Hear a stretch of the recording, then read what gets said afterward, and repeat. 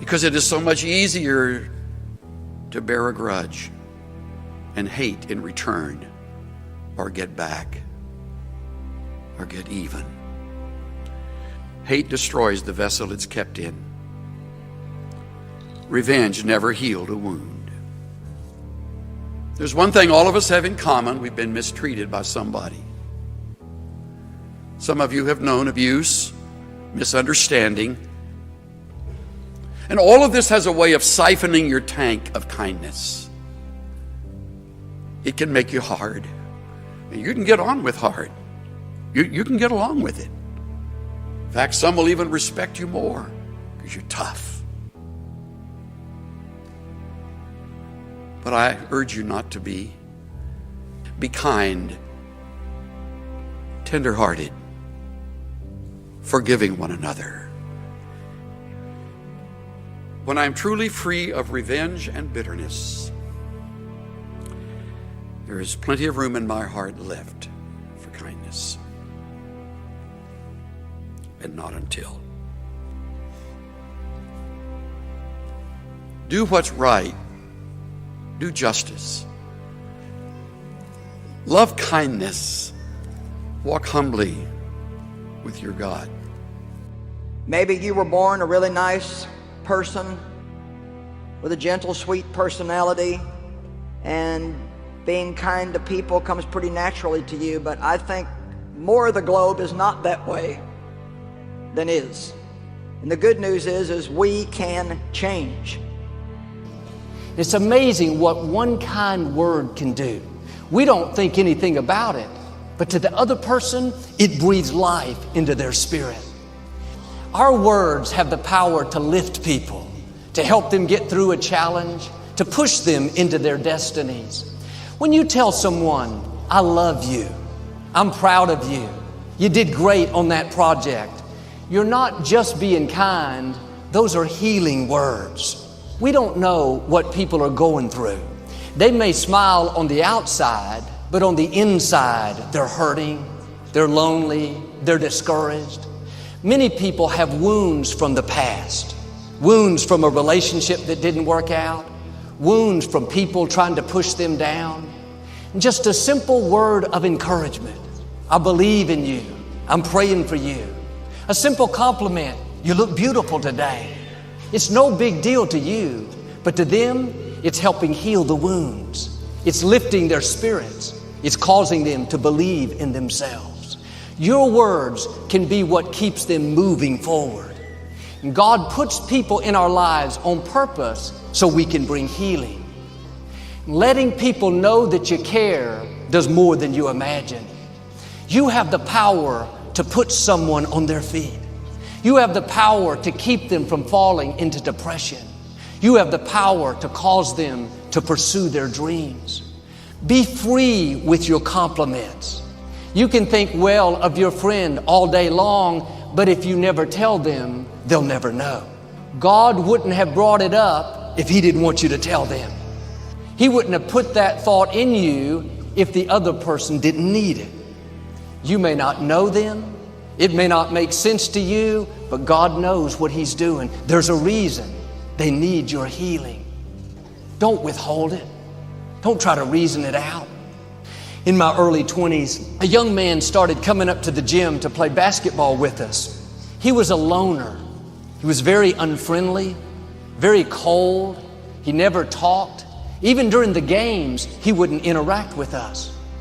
Most of the guys just ignored him, but something down in here told me to reach out to him and make him feel welcome. I found out that his name was Bo. When he would come into the gym, I would go over and say, "Hey, Bo, it's great to see you today." He never said anything. He just hit his chest twice and walked away. I didn't know what that meant, but I hit my chest twice and walked away. This went on for several years. I saw him 4 or 5 times a week. Well, I stopped playing basketball there, and I hadn't seen Bo in over 20 years. One Sunday, he showed up at church. I saw him afterwards. I thought, where do I know this guy from? He said, "I'm Bo. We used to play basketball together." That's the most I'd ever heard him talk. He went on to tell how he grew up in the projects. At 14, he started living on his own. Nobody wanted him. He never felt loved or accepted. He said, one of the main reasons I went up to the gym was to hear you say, "Great to see you today," because nobody had told me that they were glad to see me. Those simple words, letting him know that I cared, were like life-giving water. Today, Bo is married. He introduced me to his children. He's setting a new standard for his family. What am I saying? Nobody is in your life by accident. Don't ignore what you feel on the inside, that compassion to encourage them, that desire to be their friend. Take time to make them feel loved. Doesn't have to be something big. Just good to see you. I believe in you. I'm praying for you. Just let them know that you care.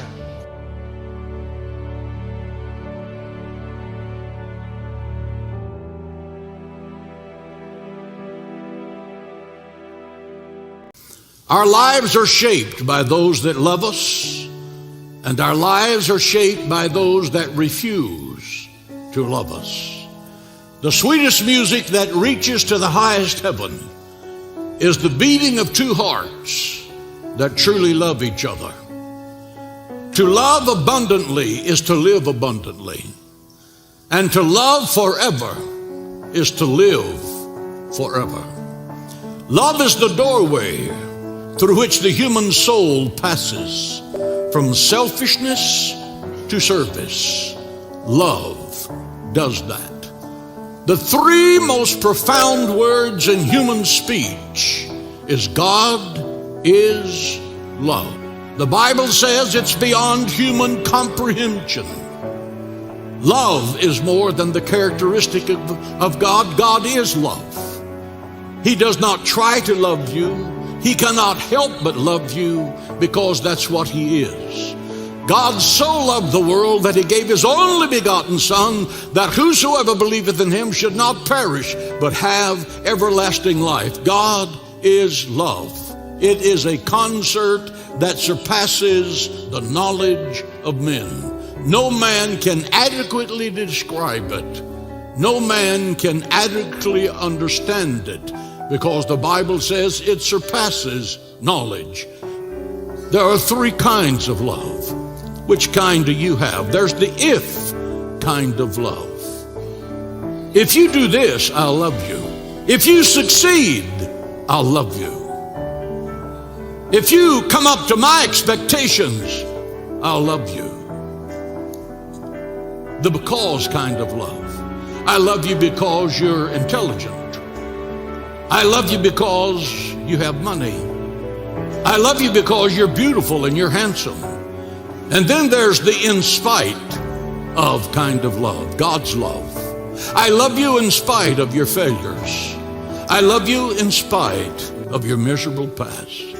I love you in spite of your weaknesses and your faults. God's love, I loved you, faults, failures, and all. When God saw you through the eyes of love, He was looking at your potential. He was not looking at your past. Those of you who are going through indescribable circumstances, when you see God and God sees you, lift up your heads and rejoice. The best is yet to be. Every battle you go through, every heartache you endure, every tear you shed makes the love of God richer and purer in your life. People will stop loving you. Husbands will abandon their wives, and wives will abandon their husbands without cause. Parents will abandon their children. Man's love will fail you, but the love of God will never fail you. God the Father loves you with an everlasting love. He will never give up on you. He will always be there when you call. He'll put His arms around you. He'll heal you in the darkest night. He will whisper, I am with you. Be bold, be strong. I will never leave you nor forsake you to the ends of the earth. But the mark of Christianity is being to love the unlovable That's the love of God. And you can't do that unless the love of God is in you. Love is not what you say. Love is what you do. You're not living until you discover the love of God. When you find it, let it baptize you, explode in your life, and it will bring to you a personal growth and development and spiritual prosperity you didn't know a human being could have.